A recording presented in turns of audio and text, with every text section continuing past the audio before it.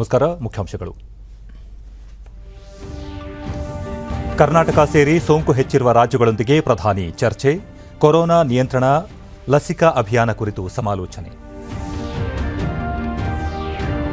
ತಮಿಳುನಾಡು, ಕೇರಳ, ಪುದುಚೇರಿ ವಿಧಾನಸಭಾ ಚುನಾವಣೆ ಬಹಿರಂಗ ಪ್ರಚಾರಕ್ಕೆ ಇಂದು ತೆರೆ. ವಿವಿಧ ಪಕ್ಷಗಳಿಂದ ಅಂತಿಮ ಕಸರತ್ತು. ತುಮಕೂರು ಶಿವಮೊಗ್ಗ ಚತುಷ್ಪಥ ಹೆದ್ದಾರಿ ಭಾರತಮಾಲಾ ಯೋಜನೆಯಡಿ 6,397 ಕೋಟಿ ರೂಪಾಯಿ ವೆಚ್ಚದ ಕಾಮಗಾರಿಗೆ ಅನುಮೋದನೆ. ಛತ್ತೀಸ್ಗಢ ಮಾವೋವಾದಿಗಳ ದಾಳಿಯಲ್ಲಿ ಹುತಾತ್ಮರಾದ ಯೋಧರಿಗೆ ರಾಷ್ಟ್ರಪತಿ ಪ್ರಧಾನಿ ಸಂತಾಪ. ಗಾಯಾಳುಗಳ ಶೀಘ್ರ ಚೇತರಿಕೆಗೆ ಹಾರೈಕೆ. ವಾರ್ತೆಗಳ ವಿವರ. ದೇಶದಲ್ಲಿ ಕೋವಿಡ್-19 ಸೋಂಕಿನ ಎರಡನೇ ಅಲೆ ಹೆಚ್ಚುತ್ತಿರುವ ಹಿನ್ನೆಲೆಯಲ್ಲಿ ಪ್ರಧಾನಿ ನರೇಂದ್ರ ಮೋದಿ ಅಧ್ಯಕ್ಷತೆಯಲ್ಲಿ ಇಂದು ಉನ್ನತ ಮಟ್ಟದ ಸಭೆ ನಡೆಯಿತು. 2 ದಿನಗಳ ಹಿಂದಷ್ಟೇ ಸಚಿವ ಸಂಪುಟ ಕಾರ್ಯದರ್ಶಿ ರಾಜೇಶ್ ಗೌಬಾ ನೇತೃತ್ವದಲ್ಲಿ ಉನ್ನತ ಮಟ್ಟದ ಪರಿಶೀಲನಾ ಸಭೆ ನಡೆಸಲಾಗಿತ್ತು. ಕರ್ನಾಟಕ ಸೇರಿದಂತೆ ಸೋಂಕು ಹೆಚ್ಚಿರುವ ರಾಜ್ಯಗಳೊಂದಿಗೆ ಚರ್ಚೆ ನಡೆಸಲಾಗಿತ್ತು.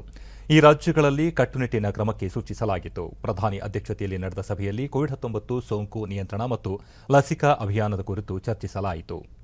ಸಚಿವ ಸಂಪುಟ ಕಾರ್ಯದರ್ಶಿ, ಪ್ರಧಾನಮಂತ್ರಿಗಳ ಕಾರ್ಯಾಲಯದ ಕಾರ್ಯದರ್ಶಿ, ಗೃಹ ಮತ್ತು ಆರೋಗ್ಯ ಸಚಿವಾಲಯಗಳ ಕಾರ್ಯದರ್ಶಿಗಳು, ನೀತಿ ಆಯೋಗದ ಸದಸ್ಯ ವಿಕೆ ಪೌಲ್ ಹಾಗೂ ಉನ್ನತ ಮಟ್ಟದ ಅಧಿಕಾರಿಗಳು ಸಭೆಯಲ್ಲಿ ಪಾಲ್ಗೊಂಡಿದ್ದರು. ವಿವಿಧ ರಾಜ್ಯಗಳಲ್ಲಿ ಕೈಗೊಂಡಿರುವ ಕ್ರಮಗಳ ಬಗ್ಗೆ ಪ್ರಧಾನಿ ಅವರಿಗೆ ಮನವರಿಕೆ ಮಾಡಿಕೊಡಲಾಯಿತು. तो इन तमाम चीजों पर सरकार का जरूर जोर रहेगा पूरी स्थिति को देखते हुए। लेकिन निश्चित तौर पर प्रधानमंत्री चूंकि खुद एक्शन में है तो आप समझ सकते हैं कि कुछ जरूर बड़े फैसले हुए होंगे, कुछ जरूर बड़े निर्देश उनकी तरफ से दिए गए होंगे। खासतौर से इस स्थिति को पूरी तरह से काबू में लाया जाए और सरकार की ये कोशिश है कि टेस्टिंग बढ़ाकर, कॉन्टैक्ट ट्रेसिंग बढ़ाकर जो पॉजिटिविटी रेट है उसको 5% से नीचे लाया जाए। डेथ रेट जो थोड़ा सा बढ़ा है उसको कम करने की कोशिश की जाए। तो इस पर बहुत ज्यादा सरकार का इस वक्त जोर है। ज्योतिका बिल्कुल। सुधाकर, अभी क्योंकि डॉक्टर्स पे कार्यक्रम जारी है और हम अभी एक्सपर्ट्स के साथ बात कर रहे थे, सभी डॉक्टर्स का भी ये कहना है कि जिस तरह से वैक्सीन आने के बाद लोगों में एक ढीला रवैया देखने को मिल रहा है कि अब वैक्सीन आ गई है, मोर्टेलिटी रेट हमारा कम है बाकी देशों के मुकाबले, तो एक बेफिक्री देखने को मिल रही है लोगों में और इसीलिए ये कोताही बरती जाती है। तमाम प्रोटोकॉल्स को फॉलो करने में भी घूमना फिरना शुरू हो गया है।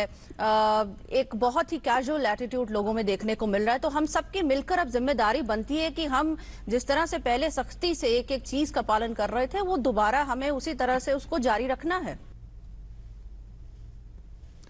ತಮಿಳುನಾಡು, ಕೇರಳ ಮತ್ತು ಪುದುಚೇರಿ ವಿಧಾನಸಭಾ ಚುನಾವಣೆ ಹಾಗೂ ಪಶ್ಚಿಮ ಬಂಗಾಳ ಮತ್ತು ಅಸ್ಸಾಂನ 3ನೇ ಹಂತದ ಚುನಾವಣೆಯ ಬಹಿರಂಗ ಪ್ರಚಾರಕ್ಕೆ ಇಂದು ಸಂಜೆ ತೆರೆ ಬೀಳಲಿದೆ. ಏಪ್ರಿಲ್ 6ರಂದು ಈ ರಾಜ್ಯಗಳಲ್ಲಿ ಮತದಾನ ನಡೆಯಲಿದೆ. 4 ರಾಜ್ಯಗಳ ಹಾಗೂ 1 ಕೇಂದ್ರಾಡಳಿತ ಪ್ರದೇಶದ ಎಲ್ಲ ಪ್ರಮುಖ ರಾಜಕೀಯ ಪಕ್ಷಗಳ ನಾಯಕರು ಮತದಾರರ ಮನವೊಲಿಕೆಗೆ ಅಂತಿಮ ಕಸರತ್ತು ನಡೆಸುತ್ತಿದ್ದಾರೆ. ಗೃಹ ಸಚಿವ ಅಮಿತ್ ಶಾ ಅಸ್ಸಾಂನ ಬಾರ್ಪೇಟಾದಲ್ಲಿ ರ್ಯಾಲಿ ನಡೆಸಿ ಭಾರತೀಯ ಜನತಾ ಪಕ್ಷ ಸಬ್ಕಾ ಸಾಥ್ ಸಬ್ಕಾ ವಿಕಾಸ್ ಸಬ್ಕಾ ವಿಶ್ವಾಸ್ ಮಂತ್ರದಲ್ಲಿ ನಂಬಿಕೆ ಇರಿಸಿದೆ ಎಂದರು.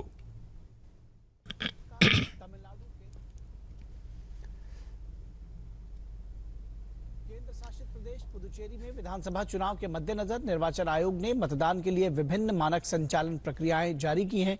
निर्वाचन आयोग के दिशा निर्देश के आधार पर पुदुचेरी के जिला अधिकारी ने धारा 144 लागू कर दी है। राज्य की जनता ने पहले 2 चरण में बीजेपी की प्रचंड जीत सुनिश्चित कर दी है। प्रधानमंत्री ने ममता बनर्जी ಬಿಜೆಪಿ ರಾಷ್ಟ್ರಾಧ್ಯಕ್ಷ ಜೆಪಿ ನಡ್ಡಾ ಇಂದು ತಮಿಳುನಾಡು, ಪುದುಚೇರಿಗಳಲ್ಲಿ ಪ್ರಚಾರ ನಡೆಸಲಿದ್ದಾರೆ. चुनावी घमासान में प्रचार का काम जारी है। के बाद बाकी चरणों के लिए तमिलनाडु, केरल, पुदुचेरी में 6 तारीख को होने वाले मतदान के लिए प्रचार. ಹಣಕಾಸು ಸಚಿವೆ ನಿರ್ಮಲಾ ಸೀತಾರಾಮನ್ ಕೇರಳದ 3 ಕಡೆ ರೋಡ್ ಶೋ ನಡೆಸಲಿದ್ದಾರೆ. ಈ ರಾಜ್ಯಗಳಲ್ಲಿ ಮುಕ್ತ ಹಾಗೂ ನ್ಯಾಯಸಮ್ಮತ ಚುನಾವಣೆಗೆ ಚುನಾವಣಾ ಆಯೋಗ ಸಕಲ ಸಿದ್ಧತೆಗಳನ್ನು ಮಾಡಿಕೊಂಡಿದ್ದು ವ್ಯಾಪಕ ಬಂದೋಬಸ್ತ್ ಕೈಗೊಂಡಿದೆ. ತಮಿಳುನಾಡಿನ 234 ವಿಧಾನಸಭಾ ಕ್ಷೇತ್ರ, ಕೇರಳದ 140 ಮತ್ತು ಪುದುಚೇರಿಯ 30 ವಿಧಾನಸಭಾ ಕ್ಷೇತ್ರಗಳಿಗೆ ಒಂದೇ ಹಂತದಲ್ಲಿ ಮಂಗಳವಾರ ಮತದಾನ ನಡೆಯಲಿದೆ. ಅಸ್ಸಾಂ ಮತ್ತು ಪಶ್ಚಿಮ ಬಂಗಾಳದಲ್ಲಿ 3ನೇ ಹಂತದಲ್ಲಿ ಕ್ರಮವಾಗಿ 40 ಹಾಗೂ 31 ವಿಧಾನಸಭಾ ಕ್ಷೇತ್ರಗಳಲ್ಲಿ ಮತದಾನ ನಡೆಯಲಿದೆ. ಕೇಂದ್ರ ಆರೋಗ್ಯ ಮತ್ತು ಕುಟುಂಬ ಕಲ್ಯಾಣ ಸಚಿವ ಡಾ ಹರ್ಷವರ್ಧನ್ ಅಪರೂಪದ ಕಾಯಿಲೆಗಳ ಕುರಿತ ರಾಷ್ಟ್ರೀಯ ನೀತಿ 2021ಕ್ಕೆ ಅನುಮೋದನೆ ನೀಡಿದ್ದಾರೆ. ಈ ನೀತಿಯ ದಾಖಲೆಯನ್ನು ಆರೋಗ್ಯ ಮತ್ತು ಕುಟುಂಬ ಕಲ್ಯಾಣ ಸಚಿವಾಲಯದ ವೆಬ್ಸೈಟ್ನಲ್ಲಿ ಅಪ್ಲೋಡ್ ಮಾಡಲಾಗಿದೆ. ಕೆಲವು ವರ್ಷಗಳಿಂದೀಚೆಗೆ ನಾನಾ ಭಾಗಿದಾರರು ಅಪರೂಪದ ಕಾಯಿಲೆಗಳ ನಿರ್ವಹಣೆ ಮತ್ತು ನಿಯಂತ್ರಣಕ್ಕೆ ಸಮಗ್ರ ನೀತಿಯ ಅವಶ್ಯಕತೆ ಇದೆ ಎಂದು ಬೇಡಿಕೆ ಒಡ್ಡಿದ್ದರು. ಆಲ್ಜಿಮರ್ಸ್, ಆಟಿಸಂ, ಹಿಮೋಫಿಲಿಯಾದಂತಹ ಅಪರೂಪದ ಕಾಯಿಲೆಗಳ ವಲಯ ಅತ್ಯಂತ ಸಂಕೀರ್ಣ ಮತ್ತು ವಿವಿಧ ಸ್ವರೂಪದ್ದಾಗಿದ್ದು, ಅಪರೂಪದ ಕಾಯಿಲೆಗಳ ಕುರಿತು ಮುನ್ನೆಚ್ಚರಿಕೆ, ಚಿಕಿತ್ಸೆ ಮತ್ತು ನಿರ್ವಹಣೆ ಬಹುಬಗೆಯ ಸವಾಲುಗಳನ್ನು ಒಡ್ಡಿದೆ. ಅಪರೂಪದ ಕಾಯಿಲೆಗಳನ್ನು ಮುಂಚಿತವಾಗಿಯೇ ಪತ್ತೆ ಹಚ್ಚುವುದು ಒಂದು ಬಹುದೊಡ್ಡ ಸವಾಲಿನ ಕೆಲಸವಾಗಿದೆ. ಅಪರೂಪದ ಕಾಯಿಲೆಗಳ ಕುರಿತ ನೀತಿಯ ಉದ್ದೇಶ ಕಾಯಿಲೆಗಳ ಚಿಕಿತ್ಸೆಗೆ ಈಗಿರುವ ದುಬಾರಿ ದರವನ್ನು ಇಳಿಕೆ ಮಾಡುವುದು ಮತ್ತು ಆರೋಗ್ಯ ಸಂಶೋಧನಾ ಇಲಾಖೆಯಡಿ ಆರೋಗ್ಯ ಮತ್ತು ಕುಟುಂಬ ಕಲ್ಯಾಣ ಸಚಿವಾಲಯದ ಸಮನ್ವಯದೊಂದಿಗೆ ರಾಷ್ಟ್ರೀಯ ಸಂಸ್ಥೆಯನ್ನು ಸ್ಥಾಪಿಸಿ ಅದರ ಮೂಲಕ ದೇಶೀಯವಾಗಿ ಸಂಶೋಧನೆಗಳನ್ನು ಕೈಗೊಳ್ಳಲು ಹೆಚ್ಚಿನ ಒತ್ತು ನೀಡುವುದು, ಸಂಶೋಧನೆ ಮತ್ತು ಅಭಿವೃದ್ಧಿಗೆ ಹೆಚ್ಚಿನ ಆದ್ಯತೆ ಹಾಗೂ ಅಪರೂಪದ ಕಾಯಿಲೆಗಳ ಚಿಕಿತ್ಸಾ ವೆಚ್ಚ ತಗ್ಗಿಸಲು ಸ್ಥಳೀಯವಾಗಿ ಔಷಧಗಳ ಉತ್ಪಾದನೆಗೆ ನೀತಿಯಲ್ಲಿ ಪ್ರಾಧಾನ್ಯತೆ ನೀಡಲಾಗುವುದು. ಅಲ್ಲದೆ ಈ ನೀತಿ ಅಪರೂಪದ ಕಾಯಿಲೆಗಳ ಕುರಿತು ರಾಷ್ಟ್ರೀಯ ಆಸ್ಪತ್ರೆ ಆಧಾರಿತ ರಿಜಿಸ್ಟ್ರಿಯನ್ನು ಸೃಷ್ಟಿಸಲು ಉದ್ದೇಶಿಸಿದೆ. ಆ ಮೂಲಕ ಅಪರೂಪದ ಕಾಯಿಲೆಗಳಿಗೆ ವ್ಯಾಖ್ಯಾನ ನೀಡಲು ಅಗತ್ಯ ದತ್ತಾಂಶ ಲಭ್ಯವಾಗಲಿದೆ ಮತ್ತು ದೇಶದೊಳಗೆ ಅಪರೂಪದ ಕಾಯಿಲೆಗಳಿಗೆ ಸಂಬಂಧಿಸಿದಂತೆ ಸಂಶೋಧನಾ ಮತ್ತು ಅಭಿವೃದ್ಧಿ ಕಾರ್ಯಗಳನ್ನು ಕೈಗೊಳ್ಳಬಹುದಾಗಿದೆ. ಪೆಟ್ರೋಲ್, ಡೀಸೆಲ್ ಹಾಗೂ ಅಡುಗೆ ಅನಿಲ ದರ ಇಳಿಕೆ ಆರಂಭವಾಗಿದ್ದು, ಮುಂದಿನ ದಿನಗಳಲ್ಲಿ ದರ ಇನ್ನಷ್ಟು ತಗ್ಗಲಿದೆ ಎಂದು ಕೇಂದ್ರ ಪೆಟ್ರೋಲಿಯಂ ಸಚಿವ ಧರ್ಮೇಂದ್ರ ಪ್ರಧಾನ್ ಹೇಳಿದ್ದಾರೆ. ಅಸ್ಸಾಂನಲ್ಲಿ ಅವರು ಅಂತಾರಾಷ್ಟ್ರೀಯ ಮಾರುಕಟ್ಟೆಯಲ್ಲಿ ಕಚ್ಚಾ ತೈಲ ಬೆಲೆ ಇಳಿಕೆಯ ಲಾಭವನ್ನು ಗ್ರಾಹಕರಿಗೆ ವರ್ಗಾಯಿಸಲು ನಾವು ಹಿಂದಿನಿಂದಲೂ ಕ್ರಮ ಕೈಗೊಂಡಿದ್ದೇವೆ.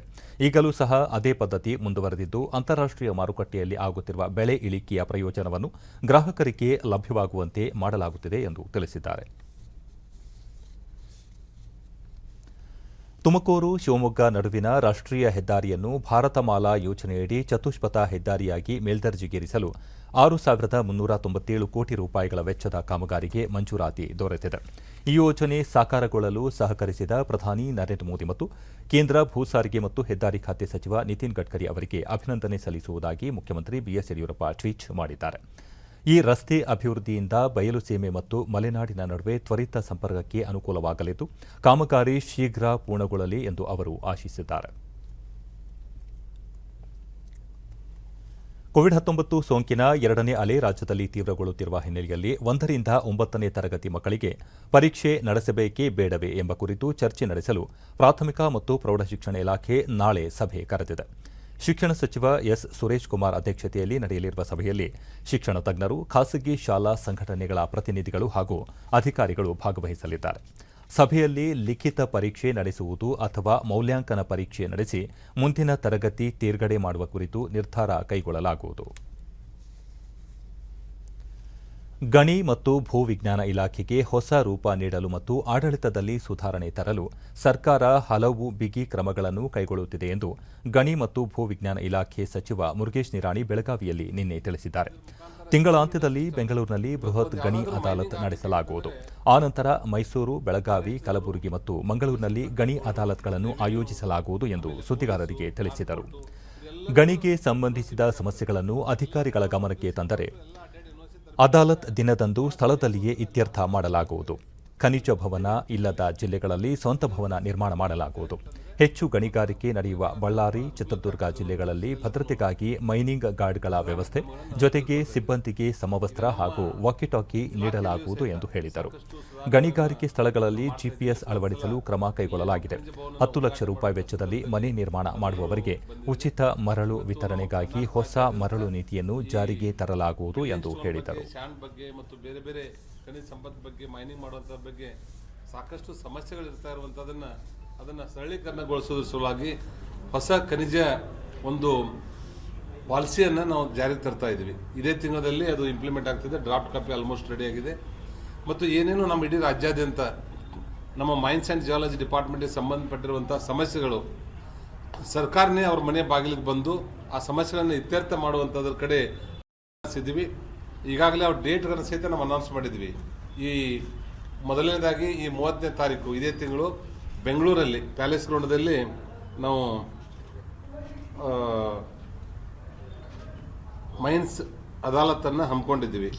30/4/21, 15/5ಕ್ಕೆ ಮೈಸೂರಲ್ಲಿ, 29/5ಕ್ಕೆ ಬೆಲ್ಗಾಂದಲ್ಲಿ, 11/6/21ಕ್ಕೆ ಕಲಬುರಗಿಯಲ್ಲಿ, 25/6 ಮಂಗಳೂರಲ್ಲಿ. ಮುಂಬರುವ ಸಾರ್ವತ್ರಿಕ ವಿಧಾನಸಭಾ ಚುನಾವಣೆಯಲ್ಲಿ ಜೆಡಿಎಸ್ ಜೊತೆ ಹೊಂದಾಣಿಕೆ ಮಾಡಿಕೊಳ್ಳದೆ ಕಾಂಗ್ರೆಸ್ ಪಕ್ಷ ಸ್ವತಂತ್ರವಾಗಿ ಸ್ಪರ್ಧಿಸಿ ಅಧಿಕಾರ ಹಿಡಿಯುವ ವಿಶ್ವಾಸವಿದೆ ಎಂದು ವಿಧಾನಸಭೆ ವಿರೋಧ ಪಕ್ಷದ ನಾಯಕ ಸಿದ್ದರಾಮಯ್ಯ ಹಾಸನದಲ್ಲಿ ನಿನ್ನೆ ತಿಳಿಸಿದ್ದಾರೆ. ಕಾರ್ಯಕ್ರಮವೊಂದರಲ್ಲಿ ಅವರು ತಮ್ಮ ಸರ್ಕಾರ ಜಾರಿಗೆ ತಂದ ಅನ್ನಭಾಗ್ಯ ಯೋಜನೆಯಡಿ ನೀಡುತ್ತಿದ್ದ 7 ಕೆಜಿ ಪಡಿತರ ಅಕ್ಕಿಯನ್ನು ರಾಜ್ಯ ಸರ್ಕಾರ ಕಡಿತಗೊಳಿಸಿರುವುದು ಸರಿಯಲ್ಲ. ಯಾವುದೇ ಯೋಜನೆ ಜಾರಿಗೆ ತರಬೇಕಾದರೂ ರಾಜ್ಯದ ಎಲ್ಲಾ ಜಾತಿ ಜನಾಂಗದವರನ್ನು ಗಮನದಲ್ಲಿಟ್ಟುಕೊಂಡು ಜಾರಿಗೊಳಿಸಲಾಗುತ್ತಿತ್ತು ಎಂದರು. ಜಿಲ್ಲೆಯ ಕೆರೆಗಳಿಗೆ ನೀರು ತುಂಬಿಸಲು 176 ಕೋಟಿ ರೂಪಾಯಿ ಅನುದಾನ ಬಿಡುಗಡೆ ಮಾಡಲಾಗಿತ್ತು. ಅದು ತಮ್ಮ ಸರ್ಕಾರದ ಕೊಡುಗೆ ಎಂದು ಸಿದ್ದರಾಮಯ್ಯ ತಿಳಿಸಿದರು. ನೀವು ಕೊಡ್ತೀರಲ್ಲ, ಸೇಲ್ ಟ್ಯಾಕ್ಸ್ GST ಮೂಲಕ ವಸೂಲು ಮಾಡ್ತೀವಲ್ಲ, ಆ ದುಡ್ಡು ಸರ್ಕಾರಕ್ಕೆ ಬರೋ ದುಡ್ಡು. ನಾನು ಮಾಡಿದಂತ ಅನೇಕ ಕಾರ್ಯಕ್ರಮಗಳು ಯಾವುದೇ ಒಂದು ಜಾತಿ ಗುರಿ ಇಟ್ಕೊಂಡು ಮಾಡಿದ್ದಲ್ಲ. ಬಡವರು ಎಲ್ಲಾ ಜಾತಿಲೂ ಇದ್ದಾರೆ.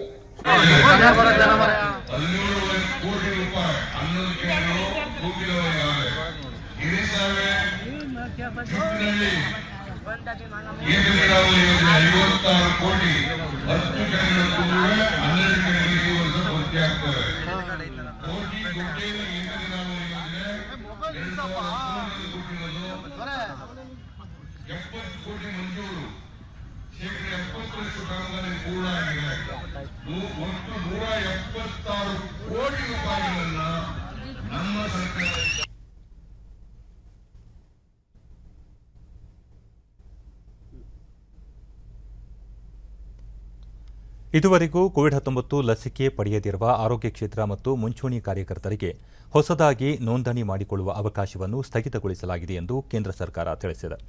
ಈ ಕುರಿತು ಮಾಹಿತಿ ನೀಡಿರುವ ಕೇಂದ್ರ ಆರೋಗ್ಯ ಸಚಿವಾಲಯದ ಕಾರ್ಯದರ್ಶಿ ರಾಜೇಶ್ ಭೂಷಣ್, ಅರ್ಹರಿದ್ದು ಲಸಿಕೆ ಪಡೆಯದಿರುವ ಆರೋಗ್ಯ ಮತ್ತು ಮುಂಚೂಣಿ ಕಾರ್ಯಕರ್ತರ ಹೆಸರುಗಳನ್ನು ಕೋವಿಡ್-19 ನಿಯಮ ಉಲ್ಲಂಘನೆ ಮಾಡಿರುವ ಪಟ್ಟಿಯಲ್ಲಿ ಸೇರ್ಪಡೆಗೊಳಿಸಲಾಗುವುದು ಎಂದು ಹೇಳಿದ್ದಾರೆ. ರಾಜ್ಯ ಸರ್ಕಾರ ಮತ್ತು ಕೇಂದ್ರಾಡಳಿತ ಪ್ರದೇಶಗಳಿಗೆ ಈ ಬಗ್ಗೆ ಪತ್ರ ಬರೆದಿದೆ. ತಜ್ಞರ ತಂಡ ನೀಡಿರುವ ಶಿಫಾರಸ್ಸಿನ ಅನ್ವಯ ತಕ್ಷಣದಿಂದ ಜಾರಿಗೆ ಬರುವಂತೆ ಈ ನಿರ್ಧಾರ ಕೈಗೊಳ್ಳಲಾಗಿದೆ ಎಂದು ತಿಳಿಸಿದ್ದಾರೆ. ದೇಶದಲ್ಲಿ ಕೋವಿಡ್-19 ಲಸಿಕಾ ಕಾರ್ಯಕ್ರಮ ಜನವರಿ 16ರಿಂದ ಆರಂಭವಾಗಿದ್ದು, ಪ್ರಥಮ ಹಂತದಲ್ಲಿ ಆರೋಗ್ಯ ಕ್ಷೇತ್ರದ ಕಾರ್ಯಕರ್ತರಿಗೆ ಲಸಿಕೆ ನೀಡಲಾಗಿತ್ತು. ಫೆಬ್ರವರಿ 2ರಿಂದ ಮುಂಚೂಣಿ ಕಾರ್ಯಕರ್ತರಿಗೆ ಲಸಿಕೆ ಪಡೆದುಕೊಳ್ಳುವ ಅವಕಾಶ ನೀಡಲಾಗಿತ್ತು. ದೇಶದಲ್ಲಿ ನಡೆಯುತ್ತಿರುವ ಕೋವಿಡ್-19 ಲಸಿಕಾ ಅಭಿಯಾನದಲ್ಲಿ ಈವರೆಗೆ 7,59,00,000ಕ್ಕೂ ಅಧಿಕ ಮಂದಿಗೆ ಕೋವಿಡ್-19 ಲಸಿಕೆ ಹಾಕಲಾಗಿದೆ. ರಾಷ್ಟ್ರವ್ಯಾಪಿ ನಡೆಯುತ್ತಿರುವ ಲಸಿಕೀಕರಣ ಅಭಿಯಾನದ 78ನೇ ದಿನವಾದ ನಿನ್ನೆ ಸಂಜೆಯ ವೇಳೆಗೆ ಸುಮಾರು 27,38,000 ಡೋಸ್ ಲಸಿಕೆಯನ್ನು ಹಾಕಲಾಗಿದೆ. ಅತ್ಯಲ್ಪ ಅವಧಿಯಲ್ಲೇ 7,60,00,000ಕ್ಕೂ ಅಧಿಕ ಮಂದಿಗೆ ಲಸಿಕೆ ನೀಡಿದ ಕೀರ್ತಿ ಭಾರತಕ್ಕಿದೆ. ದೇಶದಲ್ಲಿ ಕಳೆದ ಜನವರಿ 16ರಂದು ಆರೋಗ್ಯ ಕಾರ್ಯಕರ್ತರಿಗೆ ಲಸಿಕೆ ನೀಡುವ ಅಭಿಯಾನ ಆರಂಭವಾಯಿತು. ಫೆಬ್ರವರಿ 2ರಿಂದ ಮುಂಚೂಣಿ ಕಾರ್ಯಕರ್ತರಿಗೆ ಮತ್ತು ಮಾರ್ಚ್ 1ರಿಂದ 60 ವರ್ಷ ಮೇಲ್ಪಟ್ಟವರಿಗೆ ಲಸಿಕೆ ನೀಡಲಾಗುತ್ತಿದೆ. ಇದೀಗ ಏಪ್ರಿಲ್ 1ರಿಂದ 45 ವರ್ಷ ಮೇಲ್ಪಟ್ಟ ಎಲ್ಲರಿಗೂ ಕೋವಿಡ್ ಲಸಿಕೆ ನೀಡಲಾಗುತ್ತಿದೆ.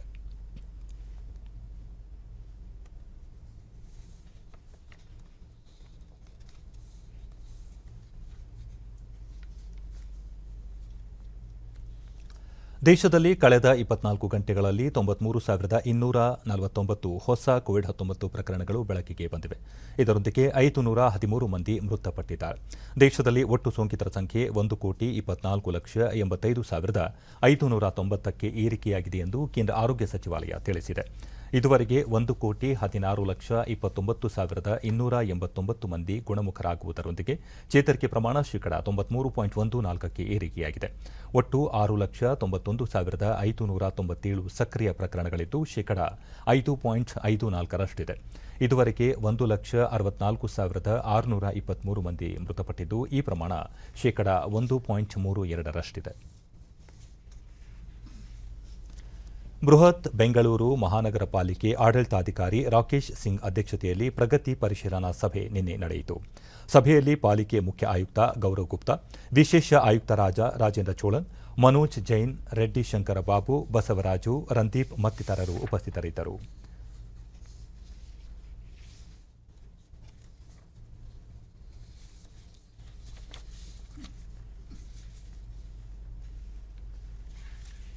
ರಾಕೇಶ್ ಸಿಂಗ್, ನಗರದಲ್ಲಿ ಕೋವಿಡ್ ನಿಯಂತ್ರಣಕ್ಕೆ ಮುನ್ನೆಚ್ಚರಿಕೆ ಕ್ರಮಗಳನ್ನು ಕೈಗೊಳ್ಳಬೇಕು. ಜೊತೆಗೆ ಮಳೆಗಾಲ ಪ್ರಾರಂಭವಾಗುವುದರಿಂದ ಮುಂಚಿತವಾಗಿ ಎಲ್ಲಾ ರೀತಿಯ ಮುಂಜಾಗ್ರತಾ ಕ್ರಮಗಳನ್ನು ಕೈಗೊಳ್ಳಬೇಕು ಎಂದು ಅಧಿಕಾರಿಗಳಿಗೆ ಸೂಚನೆ ನೀಡಿದರು.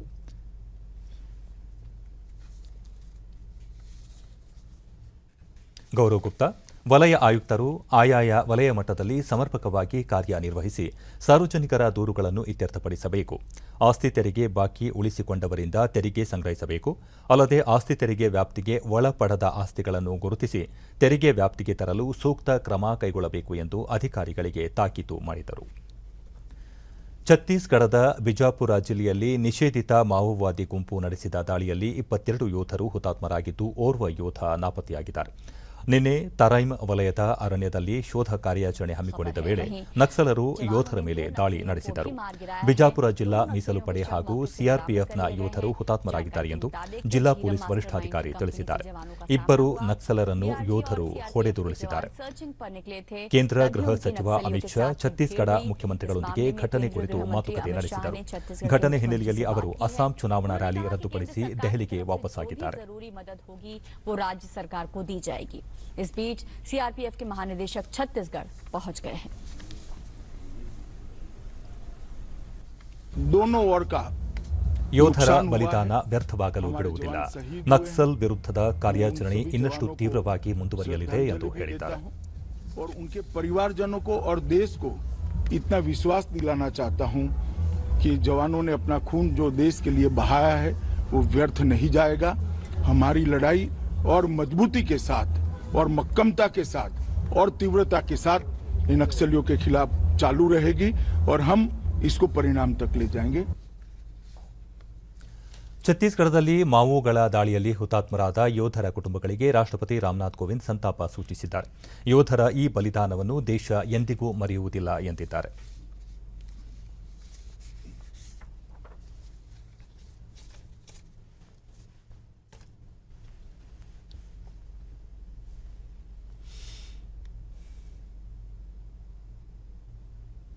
ಪ್ರಧಾನಿ ನರೇಂದ್ರ ಮೋದಿ ತಮ್ಮ ಟ್ವೀಟ್ ಸಂದೇಶದಲ್ಲಿ ಹುತಾತ್ಮರಾದ ದಿಟ್ಟ ಯೋಧರ ತ್ಯಾಗವನ್ನು ಎಂದಿಗೂ ಮರೆಯಲು ಸಾಧ್ಯವಿಲ್ಲ ಎಂದು ತಿಳಿಸಿದ್ದಾರೆ. ಅಲ್ಲದೆ ಘಟನೆಯಲ್ಲಿ ಗಾಯಗೊಂಡಿರುವ ಯೋಧರು ಶೀಘ್ರ ಗುಣಮುಖರಾಗಲಿ ಎಂದು ಆಶಿಸಿದ್ದಾರೆ.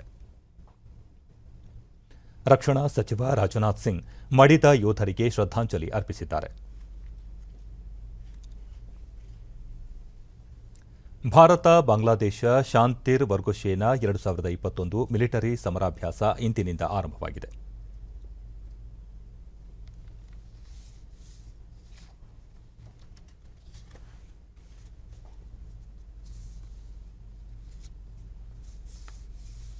ಬಾಂಗ್ಲಾದೇಶದಲ್ಲಿ ಆರಂಭವಾಗಿರುವ 9 ದಿನಗಳ ಸಮರಾಭ್ಯಾಸದಲ್ಲಿ ಭೂತಾನ್, ಶ್ರೀಲಂಕಾ ಸೇನೆಗಳು ಭಾಗಿಯಾಗಿದ್ದು ಭಾರತ ಸೇನೆಯ 30 ಯೋಧರನ್ನೊಳಗೊಂಡ ಒಂದು ತುಕಡಿ ಪಾಲ್ಗೊಂಡಿದೆ. ಬಂಗಬಂಧು ಶೇಖ್ ಮುಜಿಬಿರ್ ರೆಹಮಾನ್ ಅವರ ಜನ್ಮ ಶತಮಾನೋತ್ಸವ ಹಾಗೂ ಬಾಂಗ್ಲಾದೇಶದ 50ನೇ ಸ್ವಾತಂತ್ರ್ಯೋತ್ಸವದ ಅಂಗವಾಗಿ ಸಮರಾಭ್ಯಾಸ ಆಯೋಜಿಸಲಾಗಿದೆ. ಕೆಪಿಎಸ್ ಕರ್ನಾಟಕ ಲೋಕಸೇವಾ ಆಯೋಗದ ಅಧ್ಯಕ್ಷರಾಗಿ ಶಿವಶಂಕರಪ್ಪ ಎಸ್ ಸಾಹುಕಾರ್ ಅವರನ್ನು ನೇಮಕ ಮಾಡಲಾಗಿದೆ. ಈ ಕುರಿತು ರಾಜ್ಯಪಾಲ ವಜುಭಾಯಿ ವಾಲಾ ಅವರು ಆದೇಶ ಹೊರಡಿಸಿದ್ದಾರೆ. ಸಂವಿಧಾನದ ಕಲಂ 316(1) ಅನ್ವಯ ಅಧಿಕಾರ ಬಳಸಿ ತಕ್ಷಣದಿಂದ ಜಾರಿಗೆ ಬರುವಂತೆ ಆಯೋಗದ ಹಾಲಿ ಸದಸ್ಯರಾಗಿದ್ದ ಶಿವಶಂಕರಪ್ಪ ಅವರನ್ನು ಅಧ್ಯಕ್ಷರನ್ನಾಗಿ ನೇಮಕ ಮಾಡಲಾಗಿದೆ. ಅಧ್ಯಕ್ಷರಾಗಿದ್ದ ಷಡಕ್ಷರ ಸ್ವಾಮಿ ಅವರ ಅವಧಿ ಮಾರ್ಚ್ 31ಕ್ಕೆ ಕೊನೆಗೊಂಡಿತ್ತು. ತೆರವಾದ ಈ ಸ್ಥಾನಕ್ಕೆ ಇದೀಗ ನೇಮಕ ಮಾಡಲಾಗಿದೆ.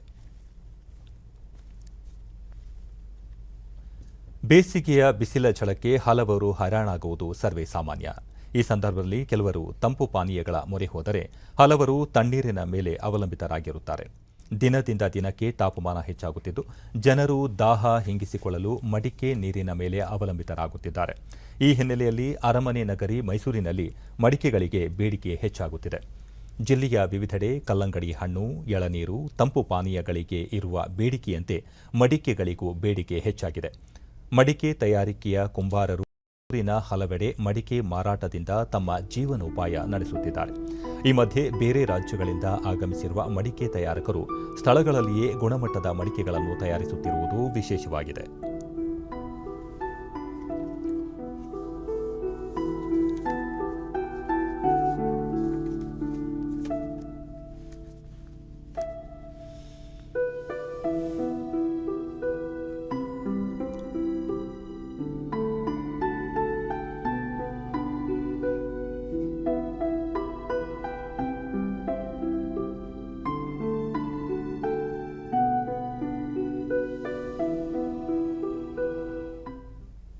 ನಾವು ಮಾರೋರು ಮೈಸೂರಲ್ಲಿ ಡಿಡಿ ನ್ಯೂಸ್ನೊಂದಿಗೆ ಕುಂಬಾರಿಕೆ ವೃತ್ತಿ ನಡೆಸುತ್ತಿರುವ ಕೃಷ್ಣ 2 ಲೀಟರ್ನಿಂದ 15 ಲೀಟರ್ ವರೆಗಿನ ನೀರು ಶೇಖರಣೆ ಸಾಮರ್ಥ್ಯದ ಮಡಿಕೆಗಳಿಗೆ ಹೆಚ್ಚಿನ ಬೇಡಿಕೆ ಇದೆ.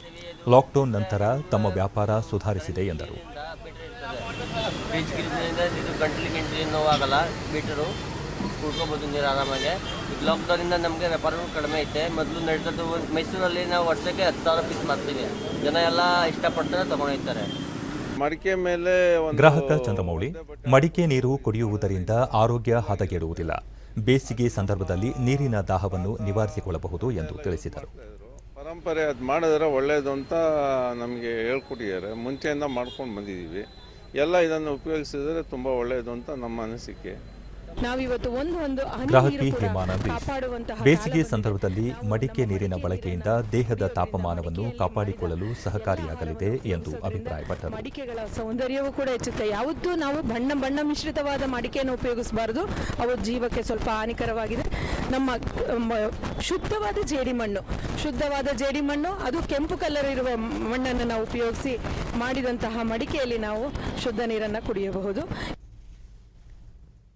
ರಾಷ್ಟ್ರೀಯ ಕೈಮಗ್ಗ ಅಭಿವೃದ್ಧಿ ಕಾರ್ಯಕ್ರಮ ಯೋಜನೆಯಡಿ ವಸ್ತ್ರಾಂಜಲಿ 2021 ವಿಶೇಷ ಕೈಮಗ್ಗ ಮೇಳವನ್ನು ಚಿತ್ರದುರ್ಗದಲ್ಲಿ ಆಯೋಜಿಸಲಾಗಿದ್ದು, ಇದೇ ಏಪ್ರಿಲ್ 10ರವರೆಗೆ ಈ ಮೇಳ ನಡೆಯಲಿದೆ. ರಾಜ್ಯಮಟ್ಟದ ಕೈಮಗ್ಗ ಉತ್ಪನ್ನಗಳ ಪ್ರದರ್ಶನ ಮತ್ತು ಮಾರಾಟ ಮೇಳವನ್ನು ಕೈಮಗ್ಗ ಮತ್ತು ಜವಳಿ ಸಚಿವಾಲಯ, ಬೆಂಗಳೂರು ಕೈಮಗ್ಗ ಹಾಗೂ ಜವಳಿ ಇಲಾಖೆ, ಕರ್ನಾಟಕ ರಾಜ್ಯ ಸಹಕಾರಿ ಕೈಮಗ್ಗ ನೇಕಾರರ ಮಹಾಮಂಡಳ, ಚಿತ್ರದುರ್ಗ ಕೈಮಗ್ಗ ಜವಳಿ ಇಲಾಖೆ ಆಶ್ರಯದಲ್ಲಿ ಹಮ್ಮಿಕೊಳ್ಳಲಾಗಿದೆ. ಮೊಳಕಾಲ್ಮೂರು ರೇಷ್ಮೆ ಸೀರೆಗಳು, ಚಳ್ಳಕೆರೆಯ ಉಣ್ಣೆ ಕಂಬಳಿಗಳು, ವಿವಿಧ ಜಿಲ್ಲೆಗಳ ನೇಕಾರರು ತಯಾರಿಸಿರುವ ಲುಂಗಿ, ಬೆಡ್ಶೀಟ್, ಕೈವಸ್ತ್ರ, ಇಳಕಲ್ ಸೀರೆ ಮತ್ತಿತರರ ಕೈಮಗ್ಗ ಉತ್ಪನ್ನಗಳ ಪ್ರದರ್ಶನ ಏರ್ಪಡಿಸಲಾಗಿದೆ.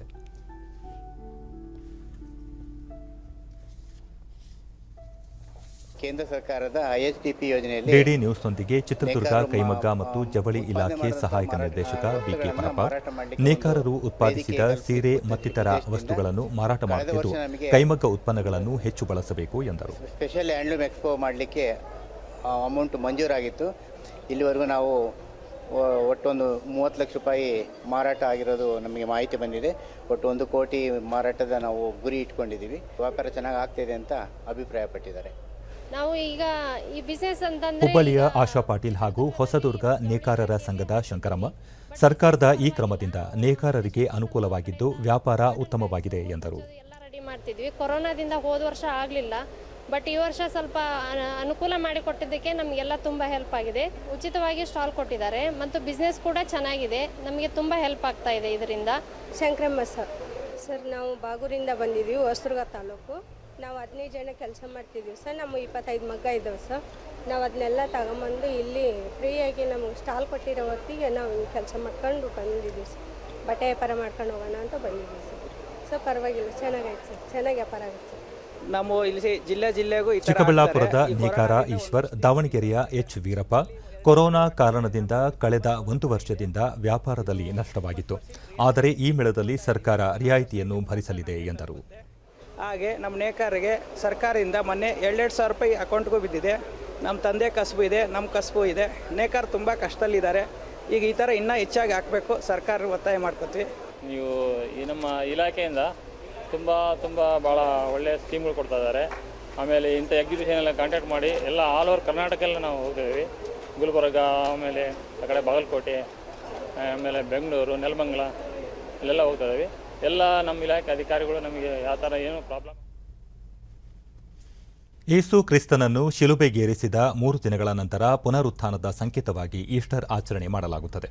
ಇದರ ಅಂಗವಾಗಿ ದೇಶಾದ್ಯಂತ ಚರ್ಚ್ಗಳಲ್ಲಿ ವಿಶೇಷ ಪ್ರಾರ್ಥನೆಗಳು ನಡೆಯುತ್ತಿವೆ. ಈಸ್ಟರ್ ಹಿನ್ನೆಲೆಯಲ್ಲಿ ರಾಷ್ಟ್ರಪತಿ, ಉಪರಾಷ್ಟ್ರಪತಿ ಹಾಗೂ ಪ್ರಧಾನಿ ಕ್ರೈಸ್ತ ಸಮುದಾಯಕ್ಕೆ ಶುಭಾಶಯಗಳನ್ನು ಕೋರಿದ್ದಾರೆ. ಗಿರಿಜಾ ಗೃಹೇಶ್ವಪಿ ಗತರಾತ್ರೌ ಉಲ್ಲಾಸಪೂರ್ವಕಂ ಈಸ್ಟರಂ ಸಮಾಯೋಜಿತಂ. ರಾಷ್ಟ್ರಪತಿ ರಾಮನಾಥ್ ಕೋವಿಂದ್ ತಮ್ಮ ಟ್ವೀಟ್ ಸಂದೇಶದಲ್ಲಿ ಯೇಸು ಕ್ರಿಸ್ತ ಮಾನವೀಯತೆ, ತ್ಯಾಗ, ಅನುಕಂಪ ಮತ್ತು ಸತ್ಯದ ಸಂಕೇತ ಮತ್ತು ಅವರ ಜೀವನ ಶಾಂತಿ, ಪ್ರೀತಿ ಹಾಗೂ ಭ್ರಾತೃತ್ವವನ್ನು ಕಲ್ಪಿಸುತ್ತದೆ. ಈ ಮೌಲ್ಯಗಳನ್ನು ಅನುಸರಿಸುವ ಮೂಲಕ ಸಮಾಜದಲ್ಲಿ ಸೌಹಾರ್ದತೆ ಹಾಗೂ ಪ್ರೀತಿ ಬಾಂಧವ್ಯವನ್ನು ಮತ್ತಷ್ಟು ಬಲವರ್ಧನೆಗೊಳಿಸಬೇಕಾಗುತ್ತದೆ. ರಾಷ್ಟ್ರದಲ್ಲಿ ಸಂತೋಷ ಮತ್ತು ಸಮೃದ್ಧಿಯನ್ನು ಹೆಚ್ಚಿಸಬೇಕಾಗಿದೆ ಎಂದು ಹೇಳಿದ್ದಾರೆ. ಉಪರಾಷ್ಟ್ರಪತಿ ಎಂ ವೆಂಕಯ್ಯ ನಾಯ್ಡು ತಮ್ಮ ಸಂದೇಶದಲ್ಲಿ ಯೇಸು ಕ್ರಿಸ್ತ ಮನುಕುಲದ ಉಳಿವಿಗಾಗಿ ಹೋರಾಡಿದರು.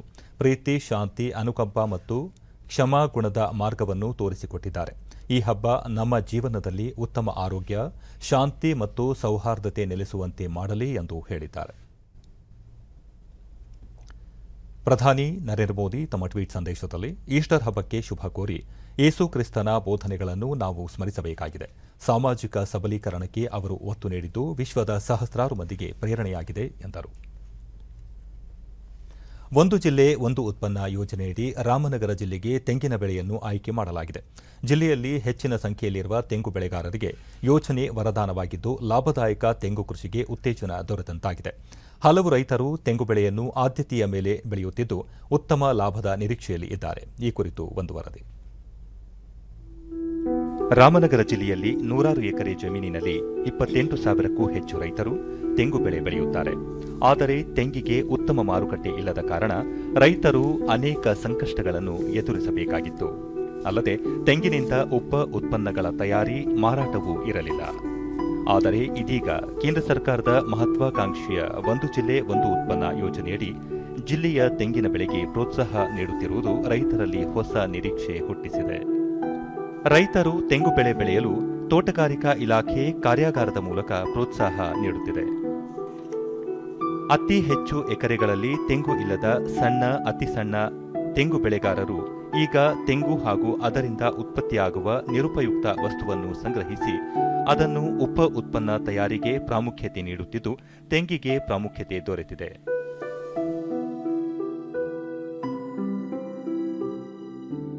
ಡಿಡಿ ನ್ಯೂಸ್ನೊಂದಿಗೆ ರೈತ ಸುರೇಶ್. ಹೆಚ್ಚು ತೆಂಗು ಬೆಳೆ ಉತ್ಪಾದನೆ ಇದ್ದರೂ ಉತ್ತಮ ಮಾರುಕಟ್ಟೆ, ರೈತರಿಗೆ ಪ್ರೋತ್ಸಾಹ ಇರಲಿಲ್ಲ. ಕೇಂದ್ರ ಸರ್ಕಾರದ ಈ ಯೋಜನೆ ರೈತರಲ್ಲಿ ಸಂತಸ ತಂದಿದೆ ಎಂದರು.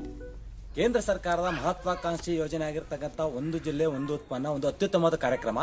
ಆ ಕಾರ್ಯಕ್ರಮದ ಅಡಿನಲ್ಲಿ ರಾಮನಗರ ಜಿಲ್ಲೆಯಿಂದ ತೆಂಗನ್ನು ಆಯ್ಕೆ ಮಾಡ್ಕೊಂಡಿರ್ತಕ್ಕಂಥದ್ದು ಒಂದು ಅತ್ಯುತ್ತಮವಾದ ಆಯ್ಕೆ. ಯಾಕಂದ್ರೆ ನಮ್ಮ ರಾಮನಗರ ಜಿಲ್ಲೆಯಲ್ಲಿ ತೆಂಗು ಒಂದು ಪ್ರಮುಖ ಬೆಳೆ, ವಾಣಿಜ್ಯ ಬೆಳೆಯಾಗಿ ಗುರುತಿಸಿಕೊಂಡಿದೆ. ಅಂತ ಒಂದು ತೆಂಗನ್ನ ಪುನಶ್ಚೇತನಗೊಳಿಸಲಿಕ್ಕೋಸ್ಕರ ಈ ಒಂದು ಆಯ್ಕೆ ಮಾಡ್ಕೊಡ್ತಕ್ಕಂಥದ್ದು ಅತ್ಯುತ್ತಮವಾದ ಒಂದು ನಿರ್ಧಾರ ಅಂತ ನಾನು ಈ ಸಂದರ್ಭದಲ್ಲಿ ಹೇಳಲಿಕ್ಕೆ ಇಷ್ಟಪಡ್ತೀನಿ. ಮತ್ತೆ ಇದರಿಂದಾಗಿ ಏನಾಗ್ತದೆ ಅಂತ ಅಂದ್ರೆ ನಮ್ಮ ರಾಮನಗರ ಜಿಲ್ಲೆಯಲ್ಲಿ ಅತಿ ಹೆಚ್ಚು ತೆಂಗು ಬೆಳೀತಿದ್ರು ಕೂಡ ಒಂದು ತೆಂಗಿನ ಮಾರುಕಟ್ಟೆ ಇಲ್ಲ. ಮಾರುಕಟ್ಟೆ ಒಂದು ಎಸ್ಟಾಬ್ಲಿಷ್ ಮಾಡಬಹುದು. ಅದರ ಜೊತೆಗೆ ಈ ತೆಂಗಿನ ಉಪ ಉತ್ಪನ್ನಗಳು ಅದನ್ನ ಮೌಲ್ಯವರ್ಧನೆ ಮಾಡಲಿಕ್ಕೆ ಸಾಕಷ್ಟು ಒಂದು ಉದ್ಯೋಗ ಅವಕಾಶಗಳು ಕೂಡ ಇಲ್ಲಿ ಸೃಷ್ಟಿಯಾಗ್ತವೆ ಅಂತೇಳಿ ನಾನು ಈ ಸಂದರ್ಭದಲ್ಲಿ ಹೇಳಲಿಕ್ಕೆ ಇಷ್ಟಪಡ್ತೀನಿ. ವರ್ತಕ ಗುರುಪ್ರಸಾದ್. ಬೇಡಿಕೆಗೆ ತಕ್ಕಂತೆ ದೇಶದ ನಾನಾ ರಾಜ್ಯಗಳಿಗೆ ಇಲ್ಲಿಂದ ತೆಂಗು ರಫ್ತಾಗುತ್ತದೆ. ಇದೀಗ ಸರ್ಕಾರದ ನೆರವು ದೊರೆತಿರುವುದರಿಂದ ರೈತರಿಗೆ ಅನುಕೂಲವಾಗಲಿದೆ ಎಂದರು. ಅದನ್ನು ನಾವು ಬೇರೆ ಹೊರ ರಾಜ್ಯಗಳಿಗೆ ತುಂಬ ಬೇಡಿಕೆ ಇದೆ. ನಮ್ಮ ತೆಂಗಿನಕಾಯಿ ಇಲ್ಲಿಂದ ನಮ್ಮ ರಾಮನಗರ ಚನ್ನಪಟ್ಟಣ ಜಿಲ್ಲೆಯಿಂದ ತುಂಬ ಬೇಡಿಕೆ ಇದೆ. ಅದನ್ನು ನಾವು ಇಲ್ಲಿಂದ ಮಿಯಾಮಿ ಓಪನ್ ಟೆನ್ನಿಸ್ ಟೂರ್ನಿಯ ಮಹಿಳೆಯರ ಸಿಂಗಲ್ಸ್ ವಿಭಾಗದ ಫೈನಲ್ಸ್ನಲ್ಲಿ ಆಶ್ಲೆ ಬಾರ್ಟಿ 2ನೇ ಬಾರಿಗೆ ಪ್ರಶಸ್ತಿಯನ್ನು ಮುಡಿಗೇರಿಸಿಕೊಂಡಿದ್ದಾರೆ. ಕೆನಡಾದ ಪ್ರತಿಸ್ಪರ್ಧಿ ಬಿಯಾಂಕಾ ಆಂಡ್ರಿಸ್ಕೋ ವಿರುದ್ಧ 6-3, 4-0 ಗೆಲುವು ಸಾಧಿಸಿದರು. ಯುಎಸ್ ಓಪನ್ ಚಾಂಪಿಯನ್ಶಿಪ್ ವಿಜೇತೆ ಬಿಯಾಂಕಾ 2ನೇ ಸೆಟ್ ನಂತರ ಕುಸಿದು ಬಿದ್ದು ಮೊಣಕಾಲು ಗಾಯಗೊಂಡು ಆಟದಿಂದ ನಿರ್ಗಮಿಸಿದ್ದರಿಂದ ಆಶ್ಲೆ ಬಾರ್ಟಿ ವಿಜಯಿ ಎಂದು ಘೋಷಿಸಲಾಯಿತು. ಪುರುಷರ ಸಿಂಗಲ್ಸ್ ಫೈನಲ್ ಪಂದ್ಯದಲ್ಲಿ ಇಟಲಿಯ ಜಾನಿಕ್ ಸಿನ್ನರ್ ಮತ್ತು ಸ್ಪೇನ್ನ ರಾಬರ್ಟ್ ಬೋಸ್ಟಾ ಪ್ರಶಸ್ತಿಗಾಗಿ ಇಂದು ಸೆಣಸಲಿದ್ದಾರೆ.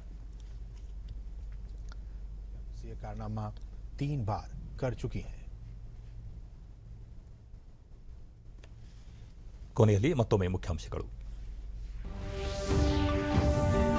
ಕರ್ನಾಟಕ ಸೇರಿ ಸೋಂಕು ಹೆಚ್ಚಿರುವ ರಾಜ್ಯಗಳೊಂದಿಗೆ ಪ್ರಧಾನಿ ಚರ್ಚೆ. ಕೊರೋನಾ ನಿಯಂತ್ರಣ, ಲಸಿಕಾ ಅಭಿಯಾನ ಕುರಿತು ಸಮಾಲೋಚನೆ. ತಮಿಳುನಾಡು, ಕೇರಳ, ಪುದುಚೇರಿ ವಿಧಾನಸಭಾ ಚುನಾವಣೆ ಬಹಿರಂಗ ಪ್ರಚಾರಕ್ಕೆ ಇಂದು ತೆರೆ. ವಿವಿಧ ಪಕ್ಷಗಳಿಂದ ಅಂತಿಮ ಕಸರತ್ತು. ತುಮಕೂರು ಚತುಷ್ಪಥ ಹೆದ್ದಾರಿ ಭಾರತಮಾಲಾ ಯೋಜನೆಯಡಿ 6,397 ಕೋಟಿ ರೂಪಾಯಿ ವೆಚ್ಚದ ಕಾಮಗಾರಿಗೆ ಅನುಮೋದನೆ. ಛತ್ತೀಸ್ಗಢ ಮಾವೋವಾದಿಗಳ ದಾಳಿಯಲ್ಲಿ ಹುತಾತ್ಮರಾದ ಯೋಧರಿಗೆ ರಾಷ್ಟ್ರಪತಿ, ಪ್ರಧಾನಿ ಸಂತಾಪ. ಗಾಯಾಳುಗಳ ಶೀಘ್ರ ಚೇತರಿಕೆಗೆ ಹಾರೈಕೆ. ನಮ್ಮ ವಾರ್ತಾ ಪ್ರಸಾರವನ್ನು ನೀವು ಡಿಡಿ ಚಂದನ ನ್ಯೂಸ್ ಯೂಟ್ಯೂಬ್ ಚಾನೆಲ್ನಲ್ಲೂ ವೀಕ್ಷಿಸಬಹುದು. ನಮ್ಮ ಮುಂದಿನ ವಾರ್ತಾ ಪ್ರಸಾರ ಸಂಜೆ 7 ಗಂಟೆಗೆ ಡಿಡಿ ಚಂದನದಲ್ಲಿ. ನಮಸ್ಕಾರ.